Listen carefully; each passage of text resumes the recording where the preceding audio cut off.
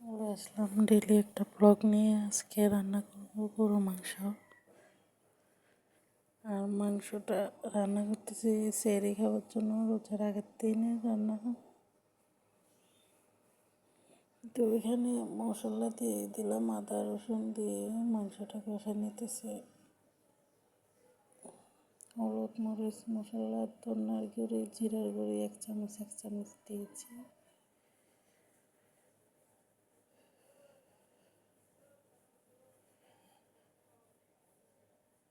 তো রান্না করতেছি, মাংসটা কষাই নিতেছি। আর গরু মাংস রান্না করতে তো একটু সময় লাগে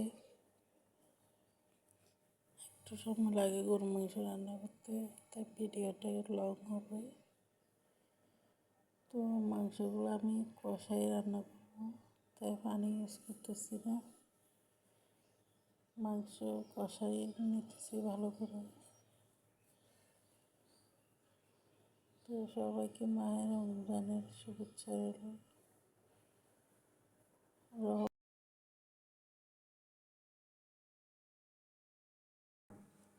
তো আমি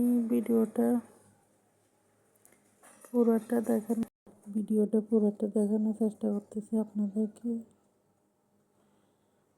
যাতে আপনাদের কিছু উপকৃত আসে। রান্নাটা দেখে আর এইভাবে মাংস রান্না করে দেখতে পারেন, অনেক ভালো হয়। আমি তো এভাবে রান্না করি। তো এখন আলুগুলো দিয়ে দেব একে সবগুলো। আর আলু বেশি দিইনি, 3টে দিয়েছি বাচ্চাদের জন্য। তো এদিক দিয়ে মেয়ে মোবাইল নিয়ে গুটুর গুটুর করতেছে, ও নাকি ভিডিও করবে এই অবস্থা।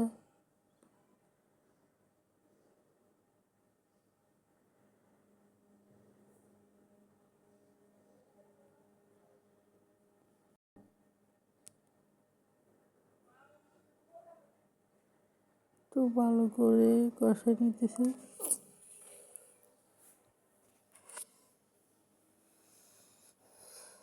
রান্না করতেছি আর এদিক দিয়ে ভাত বসে দেব। বাচ্চাটাও তাল করতেছে, ও বাচ্চার বাবা বাজার আনছিল, বাজারগুলো ঢুকে নেই, সব এভাবে পড়ে আছে, মানে কোনো কাজই হয় না। তো পানি দিয়ে দিলাম একটু, যাতে মাংসটা সিদ্ধ হয়ে যায়। তো এটা সন্ধ্যাবেলায় চাও খাই নেই, পাশের ছেলে চাও বসাইছিলাম।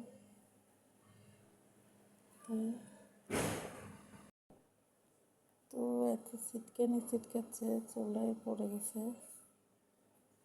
পাশে। আর ওই দিক দিয়ে এগুলো চিপের প্যাকেট, মানা করে যে চিপগুলো না আনার জন্য, তারপর আনবে বাচ্চার বাবা। একটা চিপও খাই নেই, ফেলে রাখছে। এই হলো অবস্থা। তো রান্নাটা হতে হতে আমি দেখি ভাত বসাই দেবো, চাল নিতেছিলাম। তারপর মাংসটা দেখতেছি, পানি যেহেতু কম বেশি যদি লেগে যায়,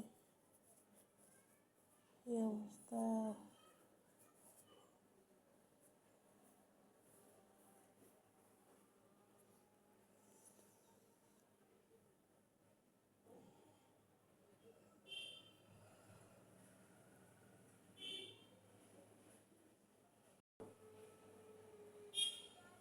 তো রান্নাটা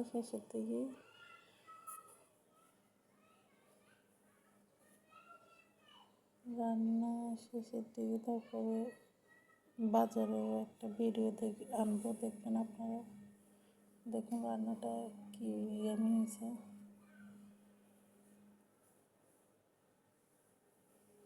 আপনারা এইভাবে রান্না করে দেখতে পারেন।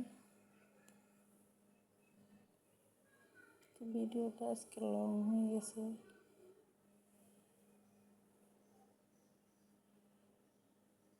ভিডিও তো লং হয়ে গেছে, আপনারা দেখবেন। আল্লাহ হাফেজ, আসসালামু আলাইকুম।